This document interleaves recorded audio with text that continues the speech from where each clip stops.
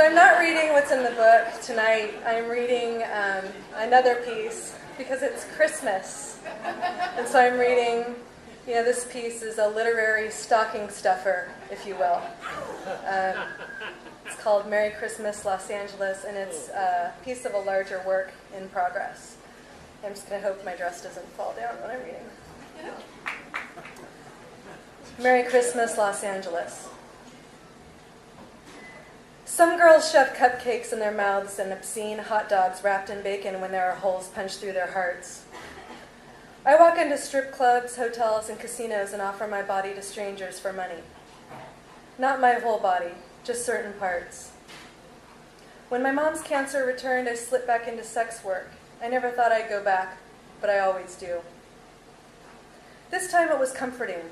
It was a relief to be touched but not felt, and most important, I was always the one who left, with cash in my hands, like an empowered sleepwalker. It was Christmas and I was short my rent with no prospects. My friend Kara suggested I put up an ad on an escort site with her, and she offered to show me the happy ending ropes.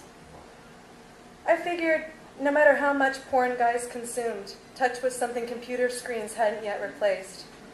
So we took pictures with her phone and uploaded them onto the site. I showed up either alone or with Kara for a 1-hour sensual massage with oily fingers and skimpy lingerie. The client's desire to be groped bled into me long enough to give me the hit of attention I craved, like a baby after the nipple.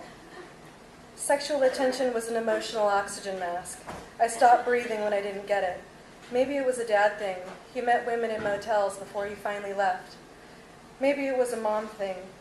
She wanted a best friend who would never let her down. Not a kid. For the clients, it's never just about the boner. Kara and I provided distraction, entertainment, and a place where they could tell their secrets to someone who wasn't invested in them. Like being in an unhappy marriage and a preference to be paddled. Or wanting a naughty nurse in thigh-high fishnets to stick a thermometer up their ass. Or popping Vicodin when everyone in their lives thought they were sober. I held their secrets while they held me. They wanted comfort, and they wanted to get off, and 1 hour later, they wanted me to leave. Our real names were unknown. Anonymity was part of the allure for both of us. On Christmas night, Kara and I had a client at the Four Seasons in Beverly Hills where Britney Spears and Paris Hilton smeared foie gras on crackers and got shit-faced on gallons of Cristal. A tall, pale guy with silver hair answered the door. "You are so amazing. Such beautiful souls," he said. His attention heated my insides like alcohol used to. He was a tower of pale flesh, covered in tiny scabs. What's wrong with him, I thought. I noticed the fruit bowl piled high with figs and pears I hadn't eaten. I hadn't even brushed my teeth. I spit out my sugar-free gum, ripped open a fig, and licked the gelatinous pink center. "There's so much love, he said. His eyes were bloodshot, and there was something wrong with his skin. It hung on him like flabby meat before it's tossed down the garbage disposal. I remembered my mom in bed with a feeding tube attached to her stomach. Her volleyball-playing legs had shriveled, and her genetically blessed tan skin stretched away from her bones. I wanted to hug her, but it hurt her too much to be touched. When she was asleep, her eyelashes fluttered. That's how I knew she was alive. Earlier, I dreamt I heard her voice on my answering machine saying, "You're going the wrong direction. You need to make a U-turn ahead." The Four Seasons suite had beige wallpaper with fuzzy black designs on it, a stocked bar, and a polished wood desk. I held our client in an executive embrace and noted the many tones of beige. He said he was an attorney. Like my dad, I thought. I wriggled out of the hug and faced him. When Mom died, I didn't want to be touched by anyone I knew. I didn't want to have sex with my boyfriend. Clients were easier because I could be naked and be touched. Then I could escape. I got undressed except for my shoes, bra, and fishnets. Kara liked to be naked. Our client wrapped his long, freckled arm around us. "Such sweet energy," he said. Grizzly hair covered his chest and sprouted from his ears. We walked over to the California King mattress where he lay on his back, a beached whale in soft sand with his belly up, big as a watermelon. The white sheets were expensive. "Are you married?" Kara had her methods with married men. She wanted to teach them to bring their wives to a better orgasm. It's stuff she learned in a sex cult she lived in for years in Northern California. "She passed away 2 years ago," he said. He didn't look sad. He closed his eyes on the soft white pillow that caved with weight, the memory foam stuff. "You're so amazing," he said. His voice reminded me of soft crying. I wondered if he missed his wife. I felt sorry for him, and I had an impulse to kiss his neck. "Do you mind if I dim these lights?" I asked. I was a stripper first and foremost, so I made a big production of taking off my clothes. The lighting had to be right. After my bra was twirled and tossed, I joined Kara, who was on top of him already, with her legs straddling him. I followed suit. "You were wearing too many clothes," she said to me, her palms on his chest smearing him with coconut oil. That's when I saw his feet. His big toes were rotting off at the tips, the skin like chewed jerky. He had no arches at all. His feet were flat as skis, and the rotten skin spread to his calves in blotchy bruises up his legs.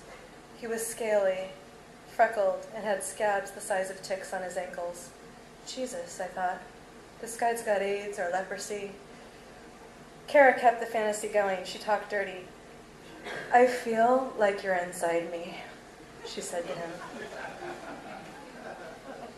Her hands were behind her back, pointing to his junk. This was her signal to me, to look at him more closely, which I did. "What's your fantasy?" she asked our man. I dug my hands into the plastic tub of coconut oil and massaged his thighs with grease. I moved my face to his crotch to get the skinny on his condition. I'm a kid in art class, and my teacher calls me into her office. She wants to take my clothes off. She photographs me, and then she demands I play with myself, but I hear girls giggling. Kara giggled. I massaged his calves, careful to avoid any open sores. I saw that his cock had tiny red pustules on it. My gooey hand held it in a firm grip during my investigation. "Will you suck it?" he asked, with his eyes still closed, mouth open, on his back, still as death. "Well, you have some red spots, and it looks like they could be genital warts," I said. "The doctor says it's just age, promise, and I have a blood disease." He thinks we're stupid whores, I think.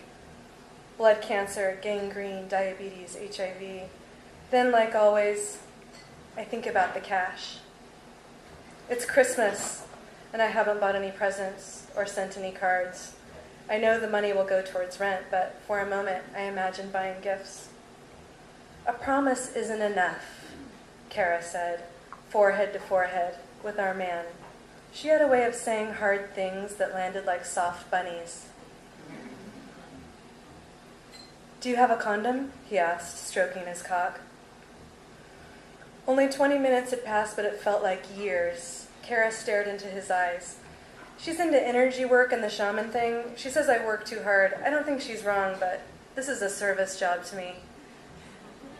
He opened his eyes, ending the trance.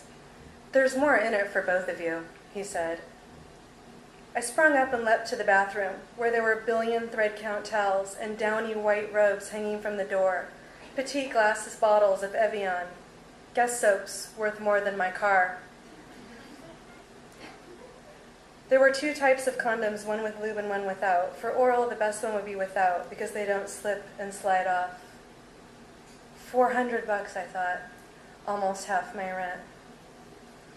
I looked into Kara's blank blue eyes, and our tongues met in circles around the latex condom. I wondered if his wife died of the same blood disease that he had, and if they had ever spent Christmas together here in Los Angeles. Thank you.